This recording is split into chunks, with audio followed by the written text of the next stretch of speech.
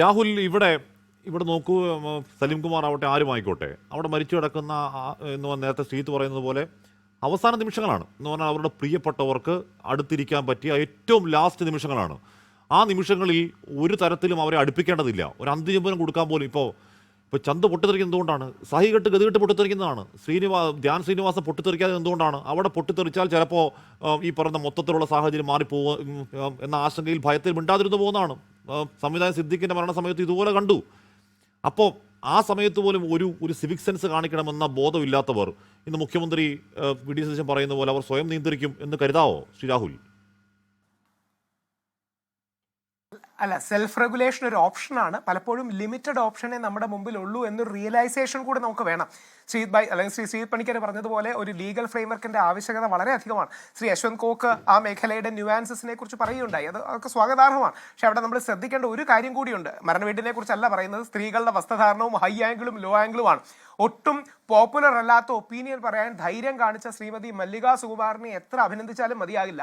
ഒരുപക്ഷെ ശ്രീമതി മല്ലിക സുകുമാരൻ ആ വസ്ത്രധാരണത്തെക്കുറിച്ച് പറഞ്ഞ അഭിപ്രായം രാഹുൽ ഈശ്വർ പറഞ്ഞെങ്കിൽ ഹാഷ്മി എന്നെ നേരെ ചാടിക്കടിക്കുമായിരുന്നു. അതിന്റെ കാര്യം, നമ്മൾ ജീവിക്കുന്ന ലോകത്ത് കുറെ യാഥാർത്ഥ്യങ്ങളുണ്ട് എല്ലാ കാര്യത്തിലും. മരണ വീട്ടിലൊന്നും ഒരു കാരണവശാലും നോ കോംപ്രമൈസ്, ഇത്തരം ആൾക്കാരെ നമുക്ക് ടോളറേറ്റ് ചെയ്യരുത്. പക്ഷേ ബാക്കി ഒരുപാട് കാര്യങ്ങളിൽ we may not be able to change the tide, but we can learn to swim.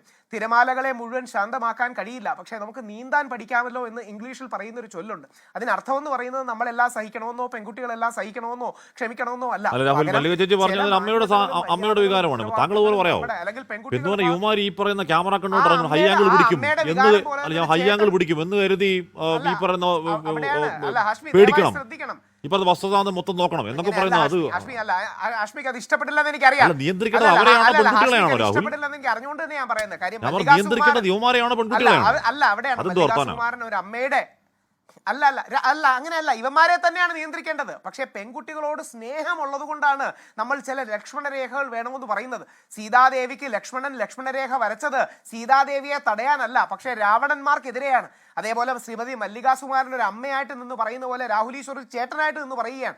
നമ്മുടെ ഇത് കാണുന്ന കേൾക്കുന്ന പെൺകുട്ടികൾ ചില കാര്യങ്ങളിലെങ്കിലും, അല്ലെങ്കിൽ ആൺകുട്ടികളും മിതത്വവും കാര്യവും പാലിക്കണം. ഇല്ലെങ്കിൽ പ്രശ്നമെന്ന് പറഞ്ഞാൽ ഇതേപോലെ പ്രഡേറ്ററി ആയിട്ടുള്ള ഒരുപാട് ആൾക്കാർ ഇറങ്ങുന്നുണ്ട്.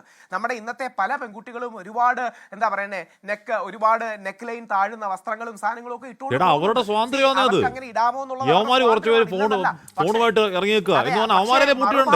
മറുഭാഗത്ത് പെർവേർട്ടുകൾ ഉണ്ട് എന്ന റിയലൈസേഷൻ വേണം. ഹാഷ്മി കണ്ണടച്ചിരുട്ടാക്കരുത്. അവിടെയാണ് ഹാഷ്മിയെ പോലെ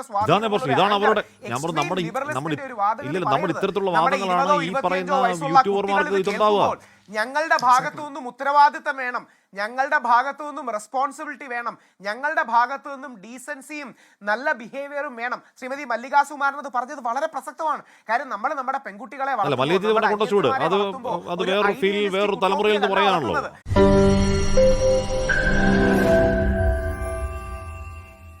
ലോകത്തെവിടെയായാലും ഏത് സമയത്തും 24 വാർത്തകളും ഓഗ്മെന്റഡ് റിയാലിറ്റി പാക്കേജുകളും എക്സ്പ്ലെയിനറുകളും വിശദമായി കാണാൻ ഞങ്ങളുടെ യൂട്യൂബ് ചാനൽ നിങ്ങൾക്ക് സബ്സ്ക്രൈബ് ചെയ്യാം.